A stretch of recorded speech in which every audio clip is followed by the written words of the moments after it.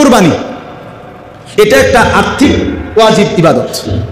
ফরজ আর ওয়াজিব হুকুমের মধ্যে যদিও দুইটা, কিন্তু আমলের ক্ষেত্রে বরাবর। ফরজও বাদ দেওয়া যায় না, ওয়াজিবও টোটালি বাদ দেওয়া যায় না। কথা বুঝিনি আমি? ফরজ ওয়াজিব হুকুমের মধ্যে কি আছে, এক স্তর কম বেশ। এটা ফরজ, এটা ওয়াজিব, কিন্তু পালন করার বেলা দুইটাই সমান। ফরজ বাদ দেওয়া যায়, ওয়াজিব বাদ দেওয়া যায় না। তাইলে কুরবানি একটি ওয়াজিব আর্থিক ইবাদত, কিন্তু আমাদের সমাজের কয় % মুসলমান ঠিক মতো এই কোরবানিটা আমার উপরে ওয়াজিব হলো কিনা বাস্তবিক অর্থে, আমি এবারে অভাবে থাকি, আমার টাকা পয়সা কম হোক, কিন্তু আমার উপরে যদি ওয়াজিব হয় তাইলে তো আমাকে করতেই হবে, ঠিক কিনা বলেন না?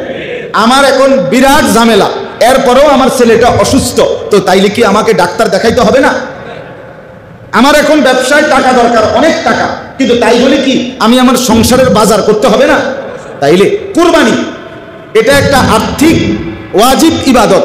এখন শতকরা কয় % পুরুষ নারী মুসলমান এটা বুঝার চেষ্টা করে যে আমার কি থাকলে, কি অবস্থা থাকলে, কদ্দুর সম্পদ থাকলে কুরবানি ওয়াজিব হয়, এটা বুঝার মানসিকতা একদমই কম। এটার ওয়াজও কম, এটার বয়ানও কম। মানুষও শুনতে চায় না, হুজুরও বলতে চায় না, সব মিলাইয়া গড়ে বাদ, অবহেলিত। তো কোরবানি করেন? হ্যাঁ করে, তো ওই নিজের থেকে যার আগ্রহ হয় সে কোরবানি করে। আরেকটা হইল সারা বাংলাদেশে মুসলমান যদি হয় 14 কোটি, মুসলমান যদি হয় 12 কোটি, তো এখন এই মুসলমানের ভিতরে এটার বুঝ যে না আমার উপরে কোরবানি ওয়াজিব হলো কিনা, যদি হয় আমাকে দিতেই হবে, এই বুঝ নিয়া এই মাসআলা জেনে বুঝে সকলেই পালন করে বা সংখ্যাগরিষ্ঠ সংখ্যা পালন করে এমন কয়জন? এমন ওই যে 52.5 বড়ি রূপার সমপরিমাণ দাম, পরিমাণ টাকা তার নিত্য প্রয়োজনীয় বাজার খরচ, সংসার খরচের অতিরিক্ত যদি থাকে, কোন দিন? কোরবানির দিন 10ই জিলহজ সকাল থেকে 12ই জিলহজ, মানে যে 3 দিন কোরবানি করা যায়, এই 3 দিনের সন্ধ্যা পর্যন্ত ওই পরিমাণ সম্পদ যদি টাকা কারো কাছে অতিরিক্ত থাকে, ব্যাংকে থাকুক, হাওলাত থাকুক, কিস্তিতে থাকুক, কোনো সমিতিতে থাকুক, কারো কাছে থাকুক, তার টাকা, তার মালিকানাধীন টাকা, তাহলে এই ছেলেটার উপরে কোরবানি ওয়াজিব। এখন যে 30,000 টাকা ফাটাইলো, এটা দিয়া বাড়িতে মা বাবার নামে অথবা শুধু বাপের নামে এক শরীক কি দিল? কোরবানি দিল। তাহলে বাবার কোরবানি তো আদায় হয়েছে, কিন্তু আল্লাহর কসম ওই ছেলের কোরবানি আদায় হয় নাই। তো তাহলে ওই ছেলের কোরবানি যে আদায় হয় নাই, এভাবে যে 10 বছর, এভাবে যায় যে 20 বছর ধরে হাইতে বাইতিয়া ফাড়ায়, তার বাপার নামে কোরবানি হয়, তো তার কোরবানি 20 বছর যে কোরবানি সে দিল না, হলো না তার নামে, কি পরিমাণ গুনাহ জমলো বলেন না?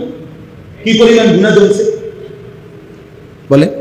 রাসূলুল্লাহ সাল্লাল্লাহু আলাইহি ওয়াসাল্লাম বলেন, মান কানা লাহু সাআতুন ওয়া লাম ইউদাহি, যার সামর্থ্য ছিল কিন্তু কোরবানি করলো না, ফালা ইয়াকরাবান্না মুসাল্লানা, সে যেন আমাদের ঈদগাহে মানে ঈদের নামাজ পড়ার জন্য না আসে। কুরআনুল কারীমের মধ্যে আল্লাহ তাআলা ইরশাদ করেছেন, আল হাজ্জু আশহুরুম মা'লুমাত, হজ নির্ধারিত কয়েকটি মাসে হয়ে থাকে। তার মানে নির্ধারিত কয়েকটি মাস। তাহলে বোঝা গেল মন মতো না, বরং কি নির্ধারিত। এই নির্ধারিত মাসগুলো হচ্ছে 3 মাস। নবী সাল্লাল্লাহু আলাইহি সাল্লাম বলেন, শাওয়াল, যুলকাআদা, যুলহাজ্জা। রমজানের রোজা শেষ হইলে ঈদের দিন, এটারই কয় পহেলা শাওয়াল। ঈদের দিন যেদিন, সেদিনরে কি বলে? শাওয়াল মাসের 1 তারিখ। ওই দিন থেকে মানে শাওয়াল মাস পুরাটা, যুলকাআদা মাস, এরপরে জিলহজ মাসের 10 তারিখ পর্যন্ত এটাকে বলে হজ্জের মাস। মানে এই সময়ের ভিতরে আল্লাহর বান্দা আল্লাহর ঘরের উদ্দেশ্যে হজ আদায় করবার জন্য যায়, হজ আদায় করে এবং এরপরে বাতরতিব ধারাবাহিকভাবে ফিরে আসে। হজ এইটার একটু গুরুত্ব আপনাদের কাছে সামান্য একটু বলা, এটা ছিল উদ্দেশ্য। আমাদের মুসলমানদের জন্য ইবাদত, আমরা যে আল্লাহর ইবাদত করি, এই ইবাদত মোটা দাগে মৌলিকভাবে 2 প্রকার। এক প্রকার হলো ইবাদতে বাদানিয়া, শারীরিক ইবাদত, যেগুলো শরীর দিয়া করতে হয়। আরেকটা হলো ইবাদতে মালিয়া, আর্থিক ইবাদত, যেটা অর্থ দিয়া আদায় করতে হয়। এই মুসলমানদের সমস্ত ইবাদতের মধ্যে এই 2টা জিনিস জড়িত। কিছু আছে একেবারে শুধু শারীরিক ইবাদত, কিছু আছে আর্থিক ইবাদত, আবার এমনও আছে যেটার মধ্যে আর্থিক শারীরিক দুইটারই সমন্বয় আছে। এর মধ্যে এই আর্থিক এবং শারীরিক ইবাদত দুইটা মিলাইয়া সমন্বিত ইবাদত হলো হজ। এটা আদায় করার জন্য শরীর দিয়া নির্দিষ্ট জায়গায় যাইতেও হয়, আবার নির্দিষ্ট পরিমাণ টাকাও খরচ করতে হয়। তাহলে বাইক বইয়া কোনো কি করা যায় না, হজ করা যায় না। 1 কোটি টাকা খরচ করলেও সেটা হবে। তাইলে এখন আসেন, মোটা দাগের একটা কথা বুঝতে হবে, সেটা হলো আমাদের মুসলমান সমাজের মধ্যে শারীরিক ইবাদত যেগুলো, এগুলো করবার প্রতি মুসলমানদের যদিও কিছুটা, সকলের না, মোটামুটি একটা ভালো অংশ মুসলমানদের শারীরিক ইবাদত আদায় করে। রোজা, নামাজ, জিকির, কোরআন তেলাওয়াত, তাহাজ্জুদ, আউয়াবিন, ইশরাক, চাশতের নামাজ, জিকির আজকার, মনে করেন এগুলো শারীরিক শরীর দিয়ে করতে হয়, ঠিক কিনা বলেন না? এগুলো মোটামুটি মুসলমানদের মধ্যে একেবারে ব্যাপক না হোক মোটামুটি অংশ আদায় করে, পুরুষরাও নারীরাও। নামাজও পড়ে, রোজাও রাখে, এরপরে আপনার জিকির করে, কোরআন শরীফ তেলাওয়াত করে, আউয়াবিন পড়ে, মাগরিবের পরে, সকালবেলা ইশরাকের নামাজ পড়ে, রাত্রিবেলা তাহাজ্জুদের নামাজ পড়ে, সব সময় তাসবিহ তাহলিল করে, আল্লাহ বিল্লাহ করে। কিন্তু আর্থিক ইবাদত যেটার মধ্যে খরচ করতে হয়, এটার মধ্যে যে শ্রেণী শারীরিক ইবাদত করে না, এখানে এই আর্থিক ইবাদতের ক্ষেত্রে এই পার্সেন্টটা আরো অনেক কমে আসে। অর্থাৎ একেবারে সামান্য সংখ্যক মুসলমান আর্থিক ইবাদতের প্রতি আগ্রহী বা মনোযোগী, বাকি অধিকাংশই এই ব্যাপারে দান, সাদাকা, আর্থিক ইবাদত, এই ব্যাপারে প্রত্যেকের মধ্যে বখিলি, কৃপণতা। যাকাত একটি আর্থিক ফরজ ইবাদত, আর্থিক কি ইবাদত? ফরজ ইবাদত যাকাত। কিন্তু এইটা সম্পর্কে শতকরা 95-98% মুসলমান এটা জানেও না, বোঝেও না, জিজ্ঞাসার প্রয়োজনও করে।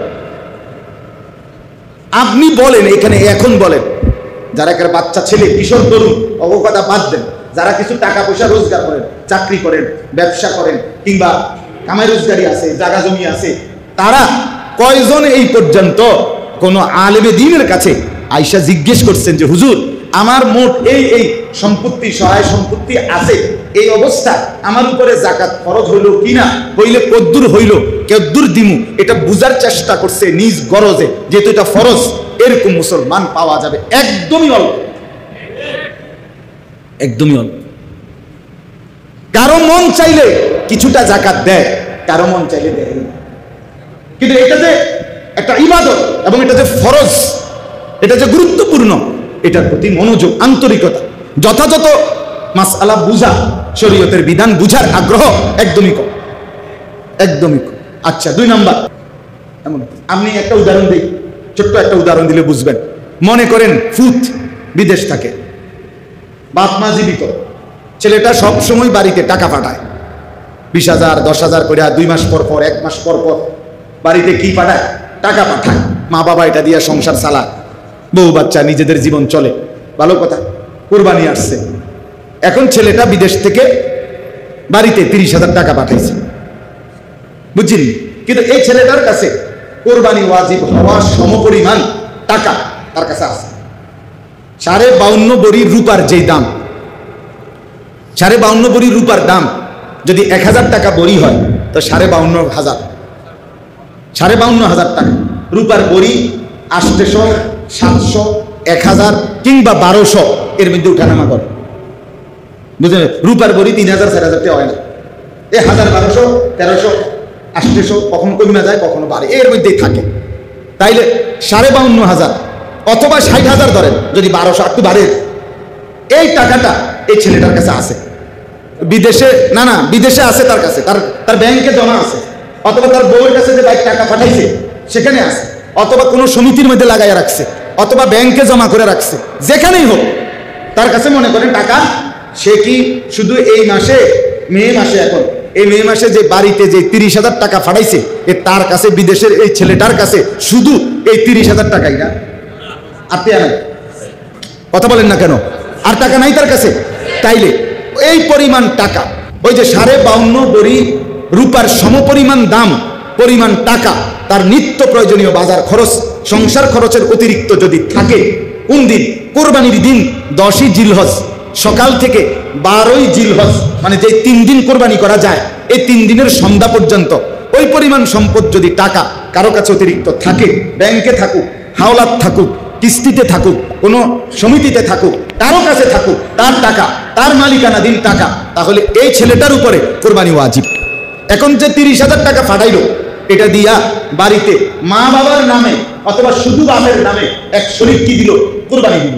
তাহলে বাবার কোরবানি তো আদায় হয়েছে, কিন্তু আল্লাহর কসম ওই ছেলের কোরবানি আদায় হয় নাই।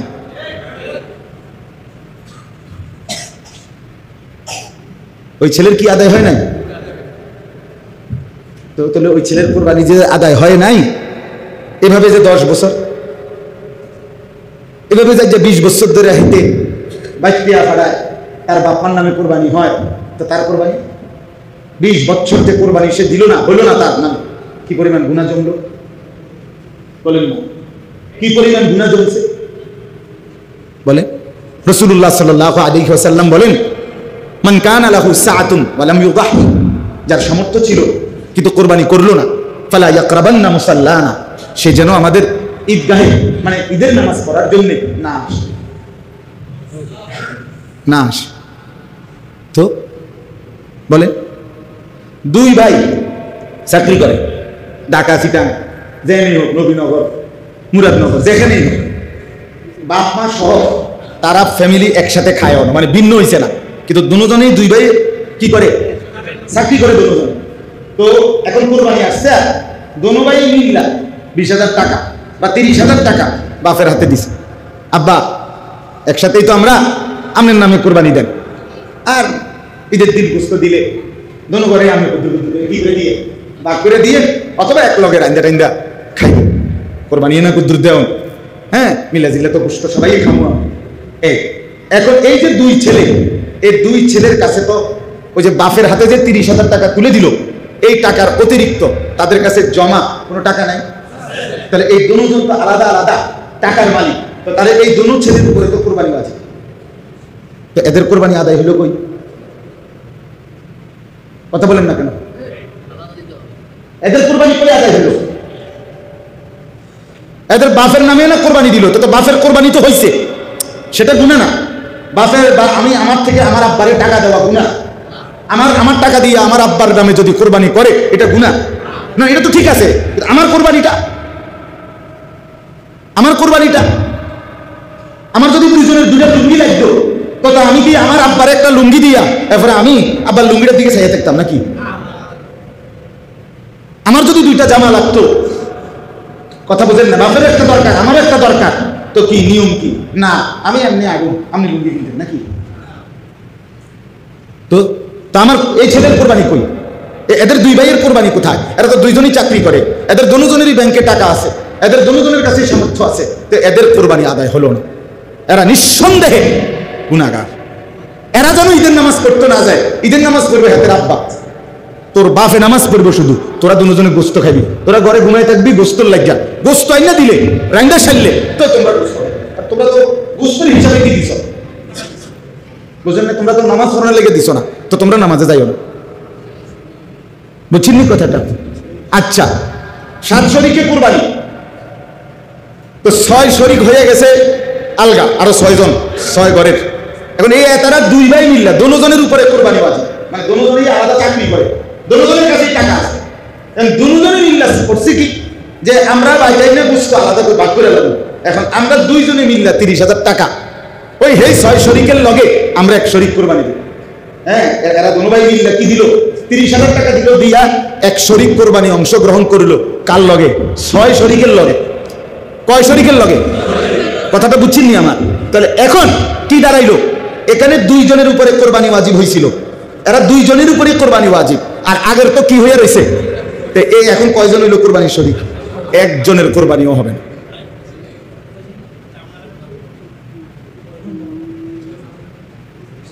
একজনের কোরবানি কি? তোরাও মাই খাই, তারা গোস্ত সবাই খাইতে পারবে আল্লাহর রহমতে। গোস্ত জোশ হইব, গোস্ত কি হবে? জোশ হইব, গোস্ত লেগে আটকাইতো না। কিন্তু এই গোস্তের ঝোল রুডি ইডি আর আসমানের হেদিকার চাইতো না, ইডি এন থেকে শেষ ঠিকানা বাথরুম। দেখছি থেকে পেট, সেখান থেকে কি খালাস। আল্লাহ আমাদেরকে মাফ করে দেন। আমি আরো অনেক উদাহরণ দেওয়া যায়, এটা একদিনে এক ঘন্টায় একবারে বোঝানো সম্ভব না। আমি শুধু উদাহরণ দিলাম, গুরুত্বটা বুঝাইতে চাইলাম। কি পরিমাণ মুসলমানের উপরে কোন মহিলা, তার কাছে 1 বড়ি 1.5 বড়ি স্বর্ণ আছে, ওই কোরবানির ঈদের দিন, এই 10ই জিলহজ কোরবানির ঈদের 3 দিন তার কাছে ওই সময় এই স্বর্ণ রৌপ্যের সাথে আরো 10,000 টাকা আছে। এগুলির ফুতেই আলগা, মা আব্বারের সংসারের যা যা টাকা লাগে তিনি তো দিছি, আমনের লাগে মা 10,000 টাকা 5,000 টাকা আমনের আলগা দিছি, এটি আপনার কইেন না, আপনি খরচ করেন রাখেন। এভাবে ফুতে মনে করেন এগুলির সবসময় টাকা দেয়। কথা বুঝছেন কিনা বলেন? এরকম মহিলাদের মধ্যে থাকতে পারে কিনা? অ্যাভেলেবেল আসেনি মানে আসেনি মানে। আজ থেকে 20 বছর আগে 30 বছর আগে অন্যরকম ছিল। আগে আমাকে বাপ চাচা দাদারা বেডিতে রাতে সাইরে নাও দিত, আমি আমার আব্বারে দেখতাম আরেকদিন ফিরে দেওয়া বলে। কথার কথায় আগে ছিল না, মহিলারা সাহসও করতো না বেড়াইতে টেয়া পয়সা খবর লইব, হিসাব লইব বাবা। কেন এখন পুরুষ তার সমস্ত ইনকামের টাকা পয়সা সব হিসাব জমায় রাখে। উনি এলেন এটিএম বুথ, এটিএম বুথ বুঝেন না, যেটাতে টেয়া বাই করে। মহিলার কাছেই টাকা থাকে, মহিলার কাছে অ্যাভেলেবেল টাকা থাকে। তাহলে কোনো মহিলার কাছে যদি ওই স্বর্ণরৌপ্য এবং এই যে আলগা টাকা, ওই 3 দিনে 10,000 টাকা 5,000 টাকা আছে ওনার কাছে, 1 বছর মেয়াদি না, ওই 3 দিনের মধ্যে আছে। তাহলে এই দুইটা মিলাইলে, ওই যে স্বর্ণ যে আছে ওনার গহনা আর এই টাকাটা, এই দুইটা মিলাইয়া যদি 52.5 বড়ি রূপার দাম সমপরিমাণ হয়, এই ধরেন না 52,500 বা 55,000 বা 60,000, তাহলে এই মহিলার উপরে আল্লাহর কসম নিঃসন্দেহে কোরবানি ওয়াজিব। এখন বলেন কি পরিমাণ মহিলার উপরে কোরবানি ওয়াজিব? কথা বলেন না, কি পরিমাণ মহিলাদের উপরে কোরবানি ওয়াজিব বর্তমান সময়? যেই কোনো মহিলার কাছে আপনি স্বর্ণ পাইবেন, বেডির ভ্যানিটি ব্যাগের মধ্যে খুঁজলে 5-10 হাজার টাকা আলগা পড়ে রয়েছে, মানে ফুরানো হয়ে গেছে, টাকা এটি খরচ করে না। কি খরচ করবো না, তো কাজ নাই, অন্য কোনো হয়তো দরকার নাই, স্বামী তো সব করতেছে। তাইলে আমি আপনাদের কাছে আজকে এটা বুঝাইতে চাইলাম, আমাদের এই যাকাত, মনে করেন একজন, প্রায় সময় আমি বলি, একজন ফকির ভিক্ষা করে, কি করে? এখন তার কাছে ভিক্ষার টাকা 60,000 টাকা জমছে। এই 60,000 টাকা সে এই বছর মে মাসে ওনার কাছে রাখছে, আমি আমার টাকা দিয়ে আপনার কাছে দিয়ে রাখলাম, আমার লাগলে আমি নিব, কথার কথা। আচ্ছা, এবার এই লোকটা চলতেছে প্রতিদিন তার ওই ভিক্ষার টাকা দিয়ে, তার তো ডেইলি ইনকাম আছে, এটি দিয়ে তার কি চলে, মনে করে চলতেছে। এই 60,000 টাকা যেমনের টাকা এমনে আগামী বছরে মে মাস পর্যন্ত 1 বছরে এই টাকা উনি আর নেয় নাই, এটা লাগেও নাই, এতে তো কি দিয়ে চলে? ডেইলির ভিক্ষার টাকা দিয়ে চলে। এই ভিক্ষুক এই 1 বছর যখন পূর্ণ হলো, কিসের উপরে? 60,000 টাকার উপরে। এই বছর আইসা 1 বছর পরে ওই যে 52.5 বড়ি রূপার দাম সমপরিমাণ এই টাকার মূল্য কিনা? কথা বলেন না কেন? এই টাকা 60,000 টাকা এখন 52.5 বড়ি রূপার দামের তো উপরে না, এবং এটার উপরে 1 বছর হলো কিনা? এই ফকিরের উপরে যাকাত দেওয়া এই বছর এই 60,000 টাকা হ্যাঁ ফরজ। তাহলে আমরা যে মনে করে নিছি যাকাত শুধু বড় লোকে দিতে হয়, এটা কোন কিতাবে বলেছে? যাকাত বড় লোকের উপরে ফরজ হয়? পৃথিবীর কোন কিতাবে, আসমানের নিচে জমিনের উপরে কথা নাই যে যাকাত বড় লোকের উপরে ফরজ। না না, শরীয়ত কর্তৃক একটি নির্দিষ্ট পরিমাণ অর্থ যার কাছে 1 বছর পরিমাণ থাকে তার উপরে যাকাত ফরজ হয়। একজন লোক একবারে গুলশান থাকে, তার বাড়ি গাড়ি আপনার 200 কোটি টাকার মালিক সে, কিন্তু তার ব্যাংকের ঋণ আছে, তার ঋণ আছে, সে 250 কোটি টাকার ঋণ। আমার আপনার কাছে না 1 কোটি টাকা অনেক কিছু মনে হয়। বড় বড় শিল্পপতি, গার্মেন্টস মিল, ফ্যাক্টরির মালিক, তারা শুরুই তো করে 100 কোটি 200 কোটি, কথাই শুরু করে দিল। কথা বুঝছেন না? তাইলে তারা কোটি কোটি টাকা ঋণ থাকে, তাদের ঋণ থাকে কিনা বলে। তো লোকটা যদিও ধনী, বাংলাদেশের মনে করেন সবচেয়ে দামি গাড়িতে চলে, 1 লাখ টাকা বাসা বাড়ি ভাড়া বাড়িতে সে থাকে, গুলশানে থাকে, কিন্তু তার ইনকাম আছে 2 কোটি টাকা, ঋণ আছে 2.5 কোটি টাকা। এখন এই বেটার উপরে যাকাত ফরজ 1 টাকাও, তো এবার তো ধনী, এবার তো কি ধনী। তাহলে ধনীর উপরে ফরজ হয় শরীয়ত কর্তৃক নির্ধারিত সম্পদ, শরীয়ত কর্তৃক নির্ধারিত সম্পদ, শরীয়ত কর্তৃক নির্ধারিত নিয়মের মধ্যে পড়লে ওই ব্যক্তির উপরেই কি হয়, যাকাত ফরজ হয়। সেটা ধনী না ফকির ওটা দেখার বিষয় না, ওটা দেখার। আচ্ছা, এবার আর একটা মাসালা শুরু, এরপরে আমি বিস্তারিত বলবো না, শুধু এটাই বুঝাইলাম।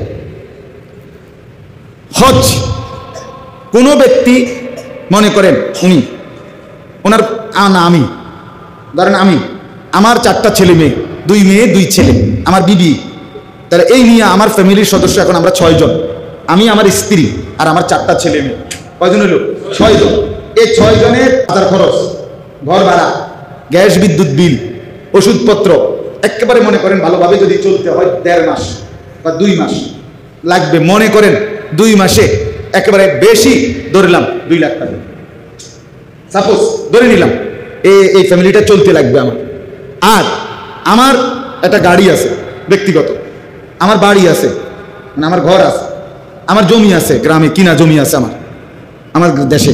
তাইলে আমার যা আছে এই সবগুলো একত্র করলে দাম হিসাব করলে সৌদি আরব মক্কায় আল্লাহর ঘরের উদ্দেশ্যে যাওয়া, ওইখানে হজ্জের সময়কালীন থাকা, আবার ফিরে আসা, এই পর্যন্ত যেই টাকাটা লাগে, ধরেন এখন প্যাকেজ মিলাই দিছে 7 লাখ, 6.5 লাখ, 8 লাখ, কথার কথায় এটা একটা হিসাব করে দিছে না।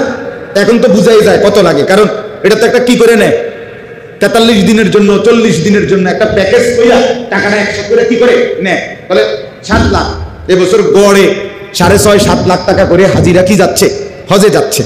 তো এখন এই 7 লাখ আর 2 লাখে কত হলো, আরো 1 লাখ ধরেন না, 10 লক্ষ টাকা। তাহলে আমার যেই সম্পদ আছে এটার হিসাব করে যদি 10 লক্ষ টাকা হয়, আমি এদেরকে সংসারের এদের খরচ দেওয়ার পরে যাওয়া থাকা আসা পরিমাণ সম্পদ আমার কাছে আছে, তাহলে এই ব্যক্তির উপরে হজ করা ফরজ। হ্যাঁ, তাহলে কি পরিমাণ মুসলমানের উপরে হজ ফরজ হয়? আমার গাড়ির দামই তো আছে 10 লাখ টাকা, বুঝেন না আমার কথা? তো আমার বাড়ির জমির দাম কত? আমার যে 18 শতক জমি আছে, আমার একসাথে কিনে একখান দিয়ে আরো বাপ মার থেকে যে পাইছি জমি, আমার দাদার আমলের জমি আছে না, আমার আব্বা মারা যাওয়ার পরে আমরা ওয়ারিস হিসাবে জমি পাইছি না। তো বলেন, আমি আমারটা বললাম, আপনি আপনারটা ভাবেন, হিসাবটা বুঝেন কি পরিমাণ মুসলমানের উপরে হজ ফরজ হয়, অথচ আদায় করতেছে কয়জন, বুঝতেছে কয়জন? আচ্ছা, আমি এখন আমার সাথে আমার প্রিয় ছাত্র মাওলানা ইয়াহিয়া, সেও ভালো আলেম, বয়ান করে, কোম্পানিগঞ্জ মরক বাজার মসজিদের খতিব, ওই আসছে একসাথে, আমরা আমার গাড়িতে আসছি। আমি এখনো গাড়িতে ওরে উর্দু ফতুয়ার কিতাব থেকে পড়ে শুনাইছি। কোনো ব্যক্তির কাছে মনে করেন নবীনগরের এই রাস্তার পাশে আমনের বসতের জমি না, আলগা জমি আছে 10 শতক, এখান থেকে যদি 2 শতক জমি বিক্রি করলে সৌদি আরবে যাওয়া থাকা আসা, ওই যে কইলাম 8 লাখ ধরে নিলাম, এই 8 লাখ টাকা হয়ে যাবে। আর বাকি থাকলো না আরো 8 শতক, এই 8 শতক জায়গাও যদি বেচে বাকিটা, তাইলেও তার সংসার চলবে, মানে বাজার স্ত্রী পুত্র পরিজনের কোনো অসুবিধা হবে না। সেখানে বেচার তো প্রশ্নই নাই, এই লোক কোনো এই জমি টাকা দিয়া সংসার চালান, এর আরো কি আছে, ব্যবসা আছে, ছেলে বিদেশ আছে, কথা বুঝছেননি, অন্য খরচ ইনকাম তার আছে। কিন্তু শুধু যদি এই জমিটাও কুদ্দুর বেচে, তাইলে তার টাকা হবে হজে যাওয়া আসা, আর বাকি টাকা জমিটাও যদি বেচে এটা দিয়েও সংসার চলবে। সেখানে আলগা টাকা থাকলে তো কথাই নাই। তো এই ব্যক্তির উপরে নিশ্চিত শুনে নেন, এই ব্যক্তি শুধু এই জমি, 1 টাকাও ক্যাশ নাই, কিন্তু কি আছে, এরকম জমিটা আছে, এই জমি থাকার কারণে এই ব্যক্তির উপরে হজ করা ফরজ ফরজ ফরজ। এই এখন পড়ে শুনেছি। হ্যাঁ, এবার বলেন মকবুল ভাই, বুঝি কি পরিমাণ মুসলমানের উপরে হজ ফরজ। আচ্ছা, তাইলে এবার আসেন এক কথায় একটা কথা বলি, সেটা হলো আল্লাহ তাআলা কোরআনুল কারীমের মধ্যে বলছে ওয়াল্লাযীনা ইয়াকনিজুনা আয-যাহাবা ওয়াল ফিদ্দা ওয়া লা ইউনফিকুনাহা ফী সাবিলিল্লাহ ফাবাশশিরহুম বিআযাবিন আলীম। আল্লাহ বলেন যারা স্বর্ণ রৌপ্য সম্পদ জমা করে রাখে, আল্লাহর রাস্তায় খরচ করে না, এই যে যখন যে ইবাদত আর্থিক খরচটা এটা করে না, আল্লাহ বলেন হে নবী আপনি তাদেরকে অত্যন্ত ভয়ানক জাহান্নামের আযাবের ভয় দেখান, সংবাদ জানান। ফাবাশশিরহুম বিআযাবিন আলীম ইয়াওমা ইউহমা আলাইহা ফী নারি জাহান্নাম ফাতুকওয়া বিহা জিবাহুহুম ওয়া জুনুবুহুম ওয়া যুহুরুহুম। রব্বুল আলামিন বলে তার সম্পদ স্বর্ণ রৌপ্য টাকা পয়সাকে একত্রিত করে বলের মতো গোল কুণ্ডুলি পাকিয়ে, ফুটবল এরকম বলের মতো বানিয়ে জাহান্নামের আগুনে প্রথম পোড়ানো হবে। এরপরে সম্পদ নামের সেই পোড়ানো বলটা দিয়ে ফাতুকওয়া বিহা জিবাহুহুম তার কপাল, ওয়া জুনুবুহুম তার দুই কোমর, ওয়া যুহুরুহুম এবং তার পিঠ আগুনে পোড়াইতে থাকবে। হাদা মা কানাসতুম লিআনফুসিকুম। আর ফেরেশতা বলবে না ফরমান এটা বল না, এটা হচ্ছে তোর জমানো সেই সম্পদ। ফাদুকু মা কুনতুম তাকনিজুন। অতএব আজকে যা জমা করেছো সেইটার শাস্তি ভোগ করো। কেন দিলেন না যাকাত? কেন দিলেন না কুরবানি? কেন করলেন না হজ? হ্যাঁ, ছেলেদের জন্য, মেয়েদের জন্য, সংসারের জন্য। কে বলছে আপনারে? নিজের আখিরাত বরবাদ করে সংসার করতে বলছে কে? নিজে পেশাবের উপরে দাঁড়াইয়া মানুষের দুধ খাওয়াইতে কইছে কে? কথা বলেন না কেন? হ্যাঁ, আপনারে কে বলছে বলেন? মুসলমান হজ করতে বললে বলে কি? ছেলে তো এখনো বিয়ে করাই নাই, দুইটা মাইয়াই তো বিয়ে দিতে বাকি, এখনো তো বাইক কদ্দুর গদ্দুয়ারে করি নাই, ডাইনে বামে আরো কদ্দুর জায়গা লইতে পারলে না, বাড়িটা কদ্দুর সুন্দর হইতো, দুইটা ছেলে তো হুজুর বিদেশ পাঠাইছি, আরো একটা ছেলে বাকি বিদেশ পাঠানো। মুসলমান ছেলে বিদেশ পাঠানো, মেয়ের বিয়ে, বাড়িতে বিল্ডিং কিংবা জমি কিনা, এর সাথে হজের কি সম্পর্ক? কথা বলেন না কেন? হ্যাঁ, এটার সাথে হজ্জের সম্পর্ক কি? কোন সম্পর্ক আছে এটা? তো আচ্ছা, এবার আসেন যাকাতের কথা বললাম, আমার আর সময় নাই এই জন্য বলছি। কোরবানি, রাসূলুল্লাহ সাল্লাল্লাহু আলাইহি ওয়াসাল্লাম বলছে সাফ বেটা নাফরমান, তুই কোরবানির দিন ঈদের নামাজ পড়তে আসবি না, তুই আসবি না, যা, শর্তে তুই আমাদের অন্তর্ভুক্ত না, যে কোরবানি দিল না। 3 নম্বরে হজ, এটা এই কথাটাই শুধু বোঝেন। রাসূলুল্লাহ সাল্লাল্লাহু আলাইহি সাল্লাম বলেন মান মালাকা যাদান ওয়া রাহিলাতান তুবাল্লিগুহু ইলা বাইতিল্লাহ ওয়া লাম ইয়াহুজ্জা ফামাতা ওয়া লাম ইয়াহুজ্জা। যে ব্যক্তির উপরে সামর্থ্য ছিল কিন্তু সে হজ না করে মৃত্যুবরণ করলো, আল্লাহর কসম বাপ যুবক ভাই তোমাদেরকেও বলি, আজ তুমি বুঝার উদ্দেশ্য বলো যে আমগরেডি কিল্লেগা শুনাইতে আছেন না, নওজোয়ান এই অল্প সময়ের ব্যবধানে তোমারও সামর্থ্য আসবে, সামর্থ্য আসবে। আল্লাহ রাসূল সাল্লাল্লাহু আলাইহি সাল্লাম বলেন সামর্থ্য থাকার পরেও যে হজ না করে মরে গেল, আমি জানি না সে কি ইহুদি হয়ে মরলো নাকি খ্রিস্টান হয়ে মরলো। আরেক হাদিসে বলছে নবী ফালিয়ামুত ইনশাআ ইয়াহুদিয়ান ওয়া ইনশাআ নাসরানিয়ান, সে মরুক ইহুদি হইয়া অথবা মরুক খ্রিস্টান হইয়া, বাকি মুসলমান হইয়া মরে নাই, এটা আমি নিশ্চিত দিলাম। নবীজি কোনো এই কথা বলে নাই যে আমি জানি না তোর মৃত্যু কি মুসলমানের মৌত হইছে না বেঈমান কাফেরের মৃত্যু হইছে, এটা বলে নাই। বলছে আমি জানি না তার মৃত্যু কি ইহুদির মৃত্যু হইছে না খ্রিস্টানের মৃত্যু হইছে, বাকি মুসলমানের মৃত্যু যে হয় নাই এটা বুঝছি। কথা বুঝো না ইলিয়াস? এটা আমি বুঝছি, মুসলমানের মৌত হয় নাই। বাকি কাফেরের মধ্যে কোন আইটেম, কি হিন্দু না বৌদ্ধ মরছে না ইহুদি মরছে না খ্রিস্টান মরছে না নাস্তিক মরছে না মুরতাদ মরছে, এটা হেঁটে কইতে পারবো, বাকি মুসলমান না এটা বুঝলাম। এরপরে আর কি ধমক দিত বলেন না? এরপরে আর কি বলতো? জি, একটা কি সত্য কথা বলতো? কথা শেষ আমার। আমি এই জন্য আমি ইচ্ছা করলে শুধু উৎসাহমূলক ফজিলত বলতাম, কিন্তু আপনাদের কাছে মাসআলাটা গুরুত্ব বুঝায় বলে তাহলে বিষয়টা আর্থিক ইবাদতের প্রতি আমাদের আর্থিক ইবাদতের মোটা দাগে একটা হলো যাকাত, একটা হলো কোরবানি, আর একটা হলো কি হজ। এই তিনটি আর্থিক ইবাদতের প্রতি আমাদের গাফলতি সীমাহীন। এই জন্য এইবার সিদ্ধান্ত নিছি, আমার হজ্জের ফ্লাইট আল্লাহ চাহে তো ইনশাআল্লাহ জুন মাসের 5 তারিখ আমার হজের ফ্লাইট। তো আল্লাহ যদি নেয়, নিয়ত করছি এর আগের দিন পর্যন্ত যে কয়দিন আল্লাহ করাইলে প্রত্যেক বয়ানে এই হজ, যাকাত, কোরবানি এই 3 জিনিসের গুরুত্ব এটা বলে যাবো টানা যা আছে কপালে, এটা বলতে হবে, এটা দরকার। উম্মতকে কে সচেতন করবে? সচেতনতা দরকার। খামখেয়ালি গেলাম হইলে কার মনে না চায় ফোলাগা বিদেশ গেছে, ফাটাইবো কয় হেতে তো কুই কোথায় এবার কোথায় বুঝেন নাই, সুখের আলাপ করে কয় গেলাম দইলে হজে, কিন্তু হেতে তো কইছে ফাটাইবো ফোলাগা বিদেশ। ওই ফোলাগা বিদেশ তে টিয়া দিলে এবার হজে যাবে, এবার জিমায় মাতালারে আপনি ডোলে কোথায়। হ্যাঁ, এ দেশে বইয়া বাপরে এশকে রসুলের একটা সাফাসাফি একদম সোজা কথা, মানে মাইক খেলাইছে একদম, জিলাপি বিরিয়ানি খিচুড়ি আমি সুইরে লাগছে আপনার উড়ে লাগছে আপনার নবীর এশকে। কিন্তু সামর্থ্য থাকার পরেও রাসূলুল্লাহ সাল্লাল্লাহু আলাইহি সাল্লামের রওজা মুবারকের সামনে যাওয়ার মতো আগ্রহ ভালোবাসা জন্মাইল না। মুসলমান তুমি কিসের আশিকে রাসূল, কিসের আশিকে রাসূল? হ্যাঁ, রাসূলুল্লাহ সাল্লাল্লাহু আলাইহি ওয়াসাল্লামের রওজা মুবারক মদিনা সবুজ গম্বুজের নিচে দাঁড়াইতেই পারবে না, বলে হুজুর আমার সামর্থ্য নাই। তো সামর্থ্য নাই যারা এই আমরা বলছি, কথা বলেন না কেন? সামর্থ্য নাই যিনি তাকে কি বলা হচ্ছে? সামর্থ্যবান ইসপাবে কেন? কার জন্য আপনি টাকাগুলো রেখে যাচ্ছেন? আপনার এতগুলো জমিন আপনি কার লেগে রেখে গেলেন? কার লেগে?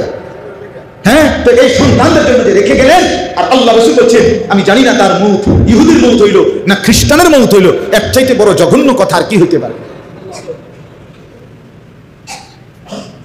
আল্লাহ আমাদেরকে বুঝ দান করেন, আল্লাহ আমাদেরকে কবুল করেন। ধরো আল্লাহ তাআলা আমাদের প্রত্যেককে ঈমান আমলের দৌলত দান করেন। অতএব দয়া করে আমি আপনাদের কাছে অনুরোধ করলাম, আপনারা প্রত্যেকেই ফিকির করবেন, বলেন ইনশাআল্লাহ।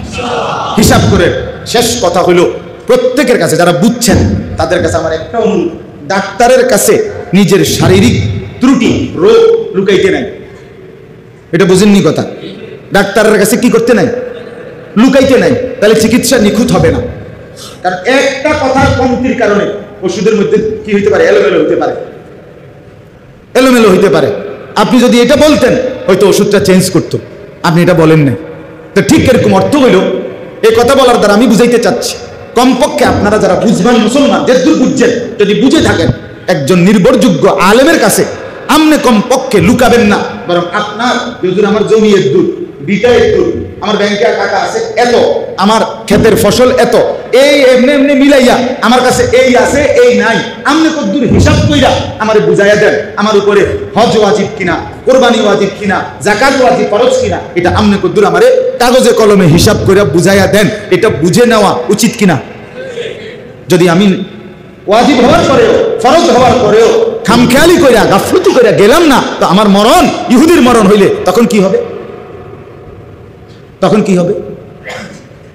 হ্যাঁ, আপনি নিজের হজ নিজে করলেন না, আপনার মৃত্যু যদি বেঈমানের মৃত্যু হয় নাউজুবিল্লাহ, তো এরপরে আপনার ফুটাইতে আপনার মরার পরে যদি একেবারে 18টা বৈষ্ণবাই করেও যদি 10 গ্রাম মানুষের জিয়াফত খাবার, তো কি হবে? কথা বলেন না কেন? কি হবে? থাকতে 1 টাকা, না থাকতে 1 কোটি টাকাও সমান হয় না।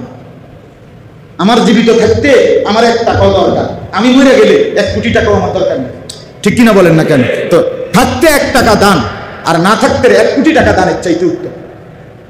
এই জন্য দয়া করে আজকে এতটুকু বললাম, 2 কথা। এক কথা তো আগে বললাম যে মানুষ হিসাবে বেঁচে থাকার সার্থকতা, মানুষ পরিচয়ের সার্থকতা আল্লাহর ইবাদত। মনে আসেনি এই কথাটা? প্রথম যে কথাটা বলছিলাম যে আমি যে মানুষ, আমি যে মুসলমান, আমি যে বেঁচে আছি মানুষ হিসাবে, জানোয়ার হিসাবে না। জানোয়ার হিসাবে বাঁচতে হইলে কিচ্ছু লাগবে না, গরু ছাগল কুকুর বিড়াল সাপ বিচ্ছুর জীবন যদি কারো লাগে, তো এটার কোনো জায়েজ না জায়েজ হালাল হারাম কিচ্ছু না। কিছুর দরকার নেই। কিন্তু মানুষ হিসাবে বেঁচে থাকতে হলে তাকে হালাল হারাম বৈধ অবৈধ মেনে চলতে হবে। চলতে হবে কিনা বলেন? আল্লাহ আল্লাহ রসুলের হুকুম মানতে। আর 2 নম্বর কথা হলো যাকাত, কোরবানি, হজ, এই 3টি আর্থিক ইবাদতের ব্যাপারে আমাদের প্রত্যেকের আরো যত্নবান হওয়া উচিত। উচিত কিনা বলেন? নিজ নিজ ওলামায়ে কেরামের কাছে নিজের অবস্থা জিজ্ঞেস করে বুঝে জেনে নেওয়া উচিত। আল্লাহ তাআলা আমাদের প্রত্যেককে তৌফিক দেন, কবুল করেন। আজকের এই ইসলাহি মজলিসে আল্লাহ তাআলা বরকত দান করেন। আমার যুবক ভাইরা মহব্বত করে মাহফিল সাজিয়েছে, আল্লাহ তাআলা প্রত্যেকটা ছেলেকে নেককার হিসাবে কবুল করেন। আলহামদুলিল্লাহি রাব্বিল আলামিন। আল্লাহুম্মা আনতাস সালাম ওয়া মিনকাস সালাম, তাবারাকতা ইয়া যাল জালালি ওয়াল ইকরাম, ইয়া আরহামার রাহিমিন, ইয়া আরহামার রাহিমিন, ইয়া আরহামার রাহিমিন। ربنا ظلمنا أنفسنا وإن لم تغفر لنا وترحمنا لنكونن من الخاسرين. ربنا آتنا في الدنيا حسنة وفي الآخرة حسنة وقنا عذاب النار. رب ارحمهما كما ربياني صغيرا. ربنا هب لنا من أزواجنا وذرياتنا قرة أعين واجعلنا للمتقين إماما. মাওলায়ে করিম আপনি মাফ করে দেন, রব্বে করিম আপনি মাফ করে দেন, মেহেরবান মাওলা আপনি মাফ করে দেন। আয় আল্লাহ আপনি মাফ করে দেন, পেছনের জিন্দেগির সমস্ত গুনাহ মাফ করে দেন, সামনের জীবন নেক আমল দ্বারা ভরপুর করে দেন। আয় আল্লাহ সেজদাওয়ালা কপাল বানিয়ে দেন, কাঁদনেওয়ালা চোখ বানিয়ে দেন, জিকিরওয়ালা জবান বানিয়ে দেন, মোহাব্বতওয়ালা দিল বানিয়ে দেন, বন্দিগিওয়ালা জিন্দিগি বানিয়ে দেন। আয় আল্লাহ আমাদের সমস্ত কবরবাসীদেরকে মাফ করে দেন, কিয়ামত পর্যন্ত কবরের আযাব মাফ করে দেন, কবরগুলোকে জান্নাতের টুকরা বানিয়ে দেন। আল্লাহ আমরা যারা বেঁচে আছি আমাদেরকে ঈমান আমলের দৌলত দান করেন, ইজ্জত আফিয়ত দান করেন, তাকওয়া তাহারত দান করেন, হিম্মত ইখলাস দান করেন, 5 ওয়াক্ত নামাজ জামাতের সাথে আদায় করার তৌফিক দান করেন। মাওলা আমার মুরব্বী বাবা চাচাদেরকে আরো বেশি নেক আমলের তৌফিক দান করেন। আমার জওয়ান যুবক ভাইদেরকে আল্লাহ আপনি কবুল করে নেন, আল্লাহ আপনার দ্বীনের দিকে ফিরায়া দেন, 5 ওয়াক্ত নামাজি বানায় দেন। মোবাইলের আসক্তি থেকে বাঁচান, নারীর আসক্তি থেকে বাঁচান, মদ জুয়ার আসক্তি থেকে বাঁচান, জিনা ব্যভিচারের আড্ডা থেকে বাঁচান। আল্লাহ ছেলেগুলোকে বদলে দেন, যুবকদেরকে বদলে দেন। আল্লাহ আজকের এই মাহফিল যেই যুবকরা সাজিয়েছে তাদের জিন্দেগি সাজায়া দেন, তাদের চেহারা সাজায়া দেন, তাদের চুল সুন্দর করে দেন, আখলাক সুন্দর করে দেন। আল্লাহ এই মসজিদখানা কবুল করে নেন। মসজিদের প্রথম দিন থেকেই পর্যন্ত জায়গা দিয়ে, জমি দিয়ে, টাকা দিয়ে, পয়সা দিয়ে, বুদ্ধি দিয়ে, পরামর্শ দিয়ে যারা যত খেদমত করেছে সকলকে আপনি কবুল আর মঞ্জুর করেন। মসজিদের ইমাম সাহেব, খতিব সাহেব, মুয়াজ্জিন সাহেব, কমিটি, মুসল্লি সকলকে কবুল আর মঞ্জুর করেন। আয় আল্লাহ অসুস্থ বিমারি যারা শিফা করে দেন, প্রত্যেকের কামাই রুজিতে হালাল বরকত দান করেন। প্রবাসী বিদেশি যারা সহি সালামতে নিরাপদে রাখেন, আমার গোটা দেশের উপরে খায়র ও বরকত নাজিল করেন। আল্লাহ আমার দেশের শাসক থেকে শুরু করে দিন মজুর পর্যন্ত আল্লাহ প্রত্যেককে নামাজি বানায় দেন। চাচা যান তার মার জন্য দোয়া চেয়েছে, আল্লাহ মার কবরকে নূরে নূরে ভরপুর করে দেন। যেই উলামায়ে কেরাম এসেছেন আল্লাহ প্রত্যেকটা আলেমে দ্বীনকে উম্মতের ফিকির দান করেন, দর্দে দিল দান করেন, দর্দে নববী দান করেন। রব্বির হামহুমা কামা রব্বায়ানি সগীরা। আয় আল্লাহ মা বোনদেরকে পর্দা পুশিদা দান করেন, মা ফাতেমা রাবিয়া বসরিয়ার মতো বানিয়েই দেন। ফিলিস্তিনের মজলুম মুসলমানদেরকে রেহাই দিয়ে দেন, ইসরায়েলের ইহুদি বেঈমানদেরকে ধ্বংস করে দেন। রব্বির হামহুমা কামা রব্বায়ানি সগীরা। সুবহানা রাব্বিকা রব্বিল ইজ্জাতি আম্মা ইয়াসিফুন ওয়া সালামুন আলাল মুরসালিন ওয়ালহামদুলিল্লাহি রাব্বিল আলামিন।